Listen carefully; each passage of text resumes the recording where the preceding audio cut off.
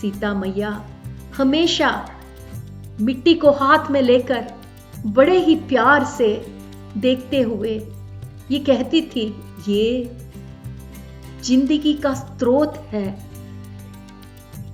ये हमारे लिए सीता मैया की कहानी प्रकृति की कहानी है दोस्तों। सीता मैया ने हमें जो प्रकृति के बारे में सिखाया, इस प्रकृति के लिए उन्होंने एक बार फिर से अपना जीवन जंगलों में व्यतीत किया।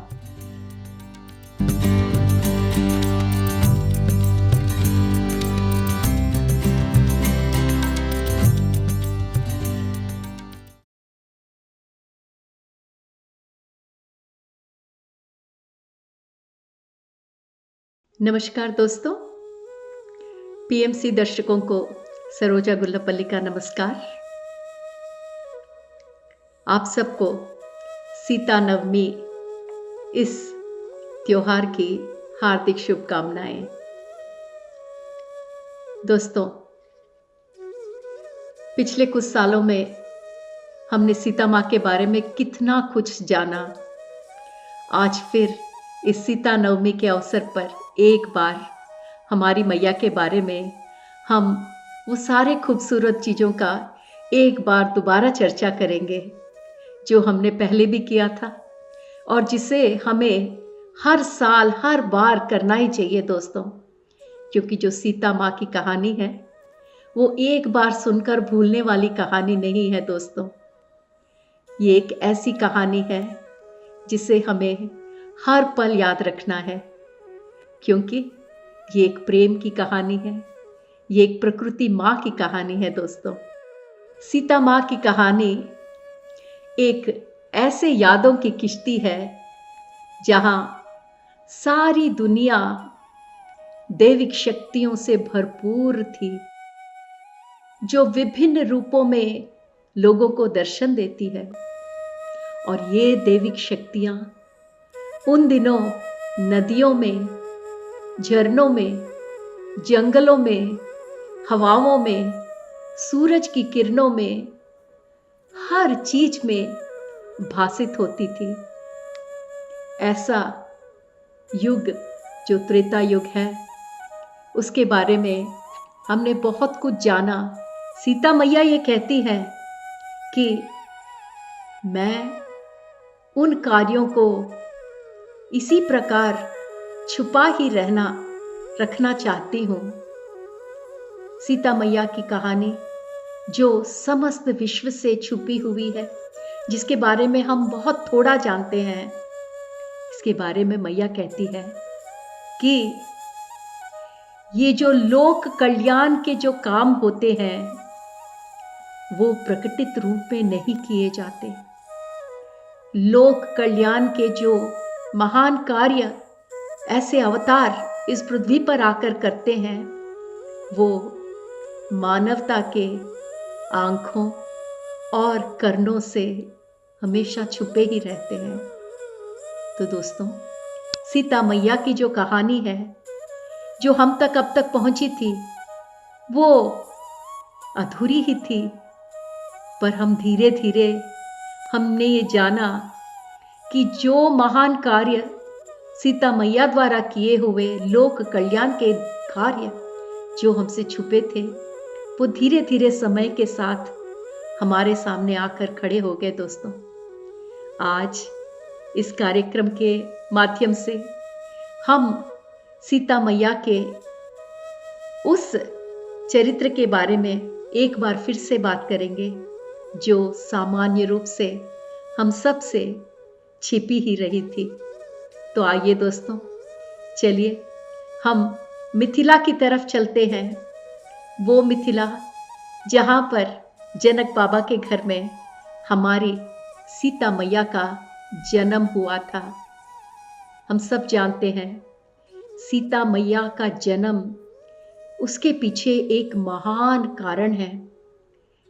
सीता मैया की कहानी मिथिला से शुरू होती है दोस्तों, और मिथिला में उस समय राजा जो थे वो जनक बाबा थे। जनक बाबा जिनके घर में सीता मैया पैदा हुई, वो एक बड़े आध्यात्मिक गुरु थे। जब उन्होंने एक पुत्री की कांक्षा की, पुत्री के जनन की कांक्षा की, तो वो स्वलाभ के लिए नहीं था दोस्तों। उन दिनों जो भी कुछ पृथ्वी पे हो रहा था, पूरा प्रकृति और इस पृथ्वी का जो संतुलन था वो डावाडोल हो गया था दोस्तों। और ऐसे समय पर जनक बाबा समझते थे कि एक दिव्य शक्ति का इस पृथ्वी पर आना बहुत जरूरी था। इस पृथ्वी का संतुलन और समन्वयता दोनों बनाए रखने के लिए, इस प्रकृति को फिर से संभाल कर रखने के लिए एक दिव्य शक्ति का उद्भव इस पृथ्वी पर होना बहुत जरूरी था। इसी कारण से जनक बाबा ने सीता मैया को आह्वान दिया, महाशक्ति को न्योता दिया कि एक बार फिर से मानव के रूप में दोबारा इस धरती पर जन्म लें।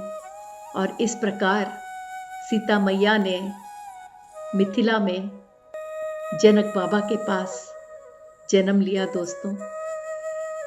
सीता मैया जनक बाबा के घर में पली। सीता मैया की कहानी जो जनक बाबा के घर में और मिथिला में शुरू हुई, वो सीता मैया के किरदार को ही उसने एक सांचे में डाला, उसको बड़ा किया। सो दोस्तों, मिथिला में जनक बाबा जिस तरह से राज्य कर रहे थे वो एक बहुत ही अद्भुत दृश्य है दोस्तों। एक बार मिथिला, जहां पर सीता मैया पैदा हुई, बड़ी हुई, उसके बारे में हम थोड़ा जाने। मिथिला के लोग जो थे बड़े ही साधारण लोग थे, सामान्य रूप से अपना जीवन व्यतीत करते थे। उनकी जरूरतें बहुत ही सीमित थी, बड़े ही सिंपल उनकी लिविंग जो थी, उनकी जो जीवन शैली थी बहुत ही सरल थी। पर सब आत्मगौरव के साथ अपना जीवन व्यतीत करते थे। और जनक बाबा के राज्य में सब कुछ प्रकृति के संतुलन के हिसाब से ही होता था। कि इसका मतलब ये था, लोग प्रकृति का बहुत ध्यान रखते थे। कोई भी चीज जरूरत से ज्यादा प्रकृति से नहीं ली जाती थी, क्योंकि वो समझते थे कि प्रकृति से अधिक लेना मानवता के लिए सर्वनाश होना है। मिथिला एक ऐसा साम्राज्य था जहां हर बच्चे को, जिसके माँ बाप गुजर गए, उनकी देखभाल जनक बाबा खुद करते थे। हर बूढ़े को बड़े सम्मान के रूप में देखा जाता था। हर एक को जनक बाबा पर बहुत ही विश्वास था, बहुत सम्मान था, उनके लिए बहुत ही गौरव था। जनक बाबा बहुत जल्दी ही समझ गए थे कि अगर एक समाज को समन्वयता, हार्मनी में रहना है, तो ऐसे समाज में हर एक मनुष्य का ख्याल रखना अत्यंत आवश्यक है। ऐसे सुंदर साम्राज्य में, ऐसे सुंदर घर में, ऐसे बड़े बड़े मूल्यों वाले, जिसे हम कहते हैं मॉरल वैल्यूज, नैतिक वैल्यूज जैसे हैं, ऐसे घर में सीता माँ का जन्म हुआ। ऐसे साम्राज्य में जब सीता मैया पली बड़ी हुई, तो इसमें कोई आश्चर्य की बात नहीं है कि सीता मैया जो खुद प्रकृति का अवतार है, उनका इस प्रकृति से प्रत्येक लगाव होना कोई आश्चर्य की बात नहीं है दोस्तों। सीता मैया हमेशा मिट्टी को हाथ में लेकर बड़े ही प्यार से देखते हुए ये कहती थी कि ये जो मिट्टी है, जो हमें वसुंधरा माँ ने दी है, ये जिंदगी का स्रोत है। ये एक ऐसा स्रोत है जो मानवता को बीमारियों से बचाए रखता है। इसमें इतना बड़ा संदेश है दोस्तों कि अगर हम अपने मिट्टी को बनाए रखते हैं, उसमें हम पोल्यूट नहीं करते हैं, तो हम अपने आरोग्य का, अपने शरीर का ख्याल रख रहे हैं। क्योंकि अगर मिट्टी कलुषित हो गई दोस्तों, तो वही मिट्टी हमारे शरीर का, हमारे हेल्थ का बहुत ही बड़ा भाग है दोस्तों। तो मिथिला में पली बड़ी हुई जो सीता माँ थी, उन्हें पृथ्वी मैया का बहुत ही ज्यादा ज्ञान था। वो हरदम कहती थी कि मिट्टी जो हमारे जीवन का स्रोत है, ये हमारे शरीर को बनाए रखता है। हम इसमें देख नहीं पाते, पर ये हमारी जिंदगी है। जब तक इस मिट्टी को हम प्योर रखेंगे, कोई बीमारी हमारे जिंदगी में झांक कर भी नहीं देख सकती। ये हमारे वसुंधरा माँ का हमारे लिए तोहफा है। इतने छोटे उम्र से सीता मैया, वसुंधरा माँ के साथ जो उनका लगाव था, वो इन शब्दों में हम इतने भली भांति सीता मैया के बारे में जानते हैं दोस्तों। सीता मैया, जैसा कि हमने जाना है, पेड़ों को काटने के विषय में बहुत ही खिलाफ थी। उनका कहना था कि पेड़ों को काटना है तो पहले उसका कारण बहुत प्रबल होना चाहिए। अगर आप एक पेड़ काटते हैं तो उसके बदले 2 पेड़ आपको दोबारा बोने पड़ेंगे, और पेड़ काटने की वजह बहुत प्रबल होनी चाहिए, नहीं तो किसी को अधिकार नहीं है कि वो पेड़ काट सके। माँ वसुंधरा माँ की मिट्टी के बारे में जब भी बात करती थी तो यही कहती थी कि हम कितना कम जानते हैं वसुंधरा माँ के बारे में। वो वसुंधरा माँ जहाँ से हमारा अन्न आता है, ये हमारा ट्रेजर है, ये हमारा खजाना है, जहाँ से हमारे अन्न का स्रोत है। तो दोस्तों, सीता मैया की हर एक बात आज अगर हम इस युग में इसको अप्लाई करते हैं तो वो उतनी ही सच है जितनी वो त्रेता युग में थी। ये हमारे लिए सीता मैया की कहानी प्रकृति की कहानी है दोस्तों। सीता मैया ने हमें जो प्रकृति के बारे में सिखाया, सीता मैया राजकुमारी होने के बावजूद भी राजभवन में कम रहती थी दोस्तों, और खेतों में ज्यादा रहती थी, क्योंकि प्रकृति के साथ जीवन व्यतीत करना ही उनका परम धर्म था। हमने कितने बार ये बात का जिक्र किया कि जब सीता मैया छोटी थी, 8 साल की, 5 साल की, तो कितने बार वो जंगलों में चली जाती थी और पेड़ पौधों के बीच में, बड़े बड़े पेड़ के बीच में आराम से बैठ के ध्यान करती थी। क्योंकि दोस्तों, ध्यान जब हम प्रकृति में करते हैं तो वहाँ की ऊर्जा की बात ही कुछ अलग है। जब सीता मैया की शादी राम जी के साथ हुई और सीता मैया के विदाई के समय जनक बाबा ने राम जी से कहा कि मैंने स्वशासन का बीज जो है वो सीता मैया में बोया है। हमारे मिथिला में स्वशासन हमने बहुत अच्छी तरह से सिखाया है। राम, आगे बढ़कर जब आप राजा बनोगे तो अयोध्या में भी स्वशासन की जरूरत पड़ेगी, और ऐसे समय पर सीता मैया तुम्हारे साथ रहकर ये स्वशासन का ये जो ज्ञान है ये आपके साथ बांटेगी।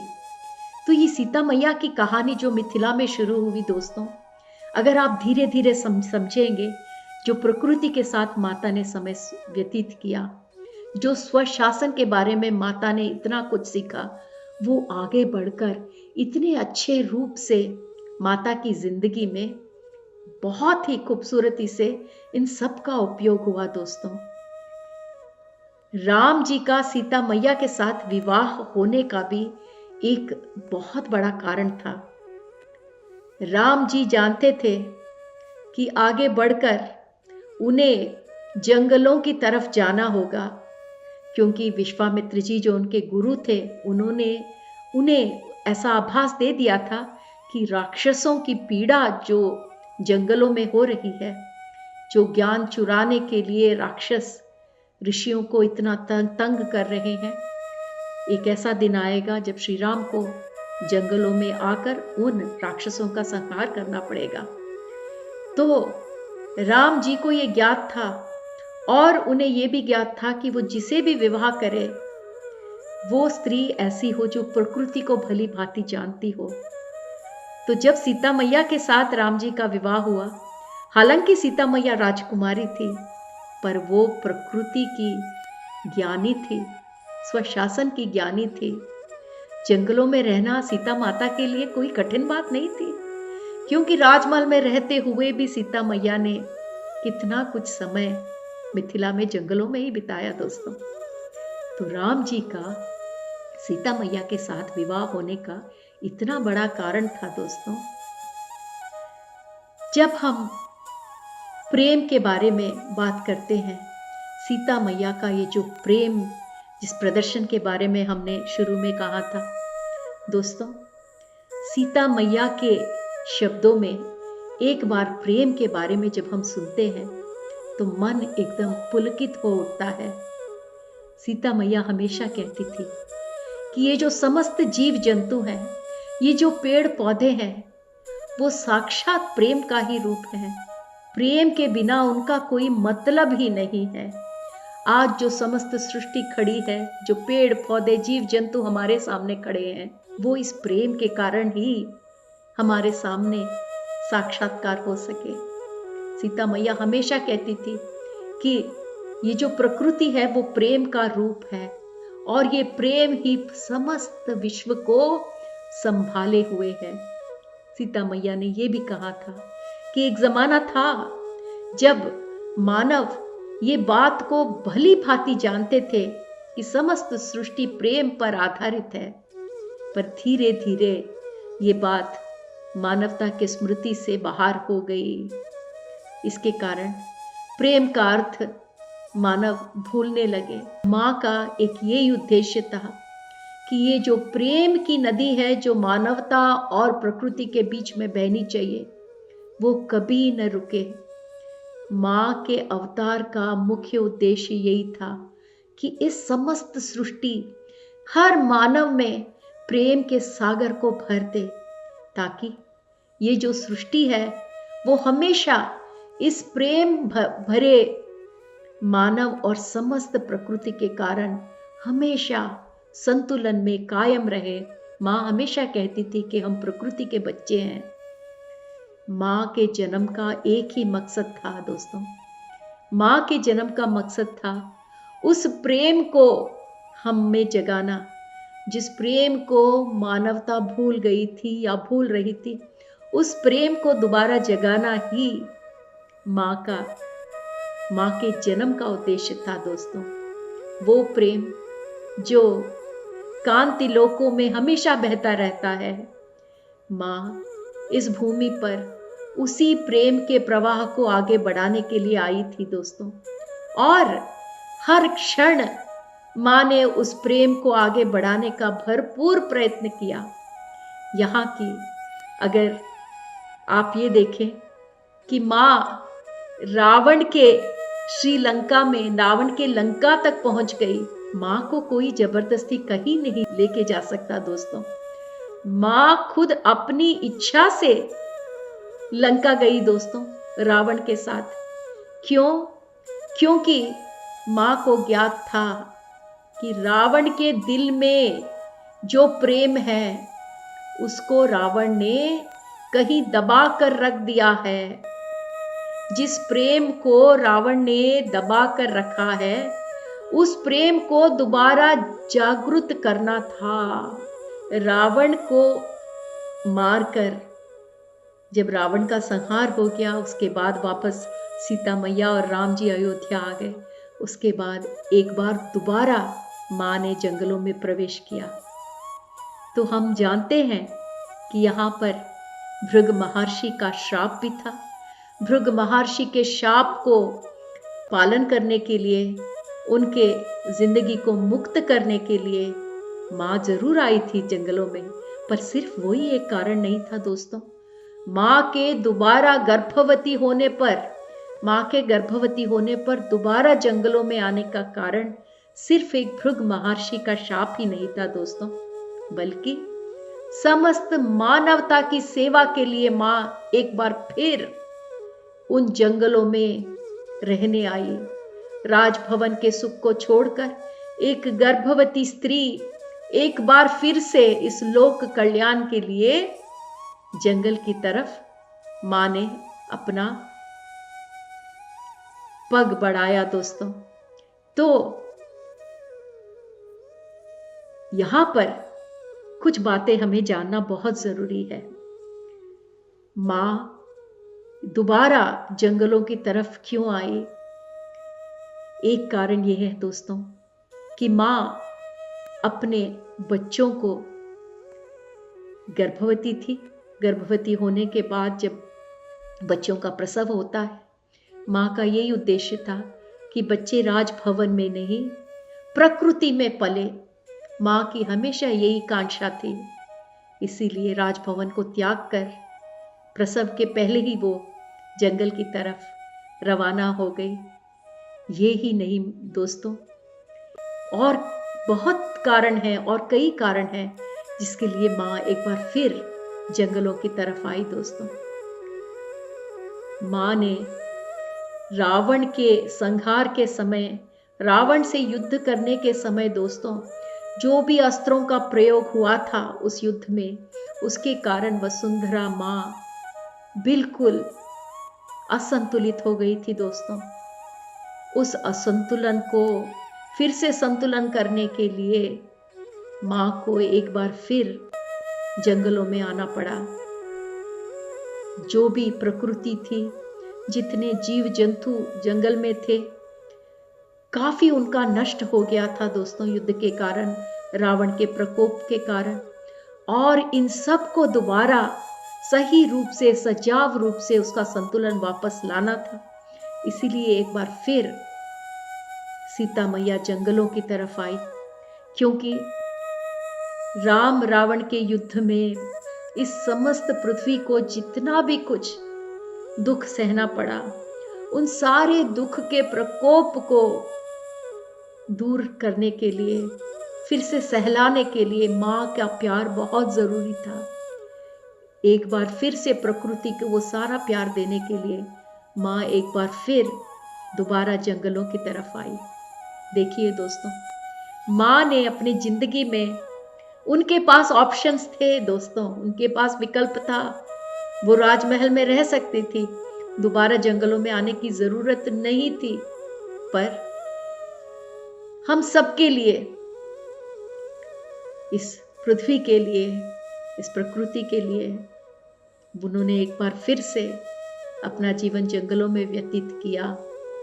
और दोस्तों, हम सब जानते हैं कि ऋषि के श्राप से, ऋषि मुनियों के श्राप से मानवता को मुक्त करने के लिए मां ने इतना बड़ा कदम उठाया।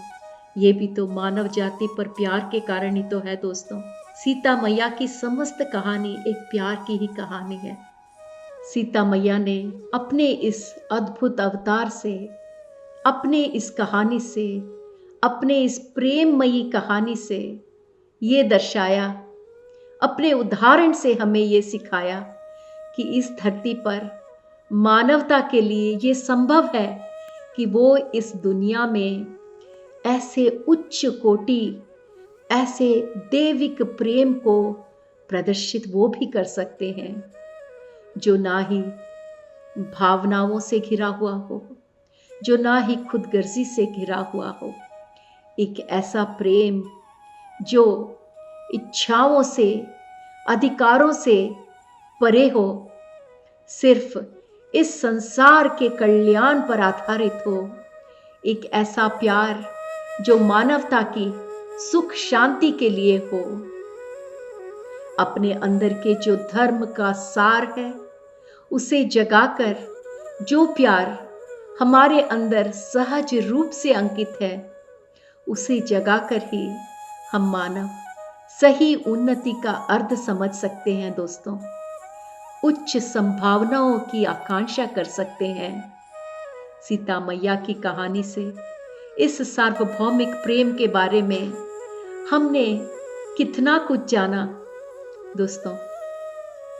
इस सीता नवमी के अवसर पर एक बार मिलकर हम सब ये ठान लें कि जो भी कुछ शेष जिंदगी हमारी बाकी है, हर पल इस सीता मैया द्वारा दी हुई सार्वभौमिक प्रेम को हर पल हम अपनी जिंदगी में बार बार लाते रहेंगे। इस समस्त प्रकृति को अपने प्यार से भर देंगे, क्योंकि दोस्तों अगर आज आप और मैं हैं तो वो इस प्रेम के कारण ही है दोस्तों।